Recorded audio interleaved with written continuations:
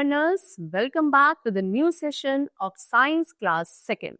And today we are going to learn the chapter number 10 about sun, light and shadow.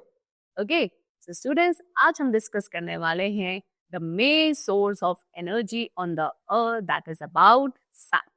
Okay, so ये काफी important chapter है. You all have to concentrate on it. You must have seen a black image following you when you walk in the sun. Do you know what is it? It is your shadow. Let us learn about the sun, its light and heat and the shadow cast by it. तो students, जैसे कि आप जब भी सन में walk करते हो, यानी कि जब धूप आ रही है उस टाइम पे जब आप वॉक करते हैं तो आपने देखा होगा एक ब्लैक इमेज होती है जो आपको फॉलो कर रही है. जैसे जैसे आप वॉक करोगे वो आपके साथ भी वॉक कर रही है. तो एक्चुअल में what is it? It is your shadow. क्या है? ये आपकी शेडो है, ये आपकी परछाई है. ओके, तो आज हम इस चैप्टर में सन के थ्रू जो लाइट एंड हीट हमें मिलती है उसे डिस्कस करेंगे and the shadow cast by it, that also we are going to learn. First of all we have the sun.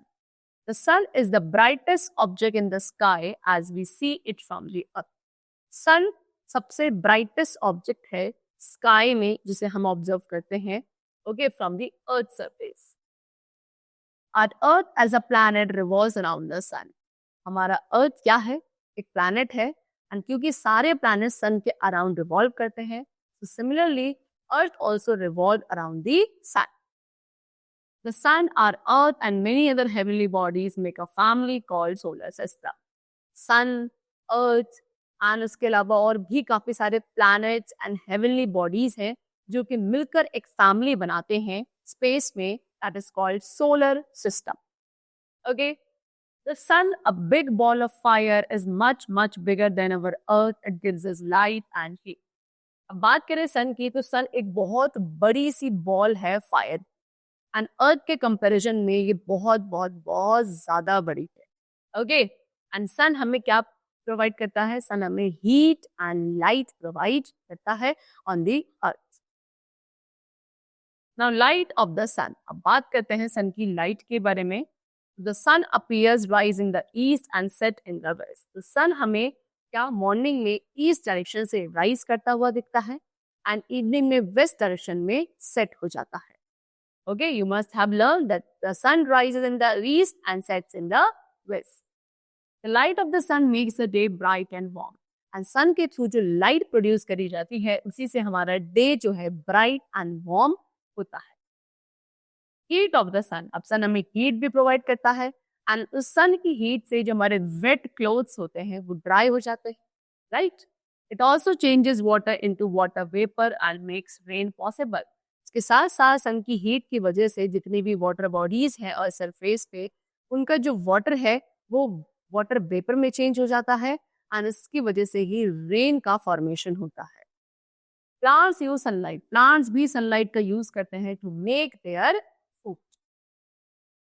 Okay, so these were the two important things which is produced by the sun and it is very useful to us. Now next we have the topic of shadow. So you must have seen the gray or black image next to you when walking on the road in the afternoon. This is your shadow.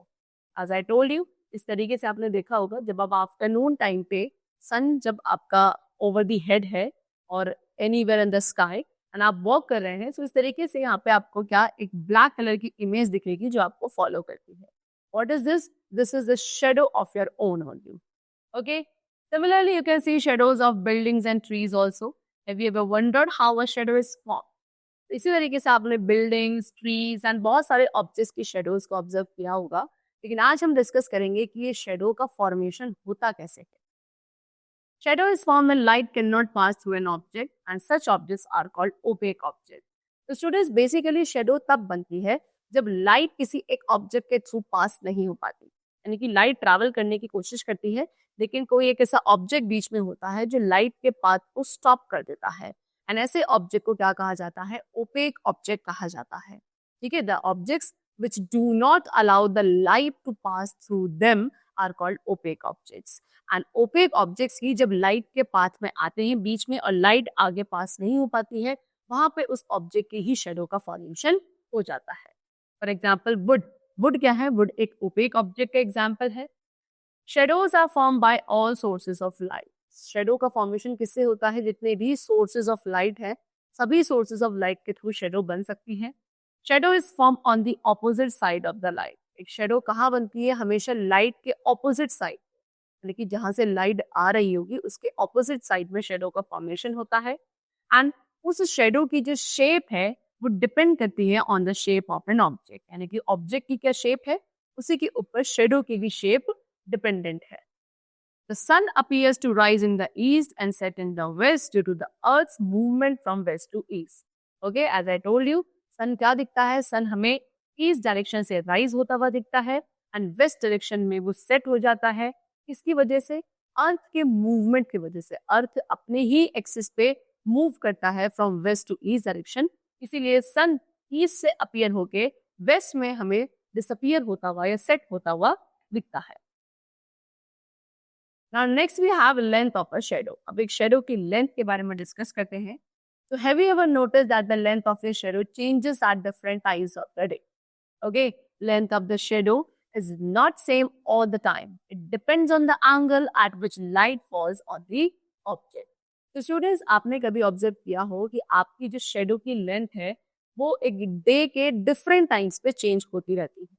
Okay, अगर आप देखोगे कि हर time पे आपकी जो shadow है उसकी length same नहीं होती है।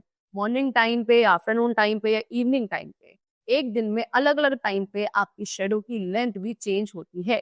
क्यों? क्योंकि शेडो डिपेंडेंट है उस एंगल पर कि उस ऑब्जेक्ट के ऊपर जो लाइट रेस फॉल कर रही है।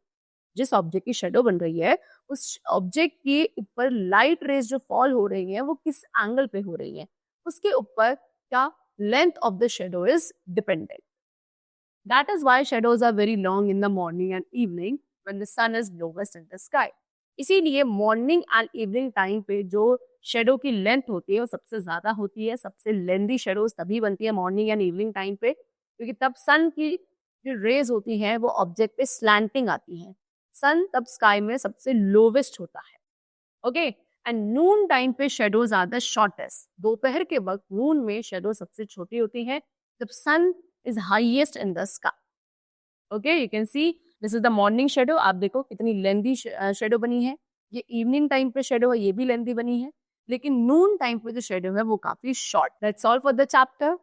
I hope you must have understood about the most important heavenly object in the sky, which gives us many useful things like heat and light, that is sun. And also the concept of shadow, that what is shadow, how is it formed, and why does the size or the length of the shadow changes during the different times of the day. Okay, let's meet in the next session. Till then, keep going well, and thanks to everyone.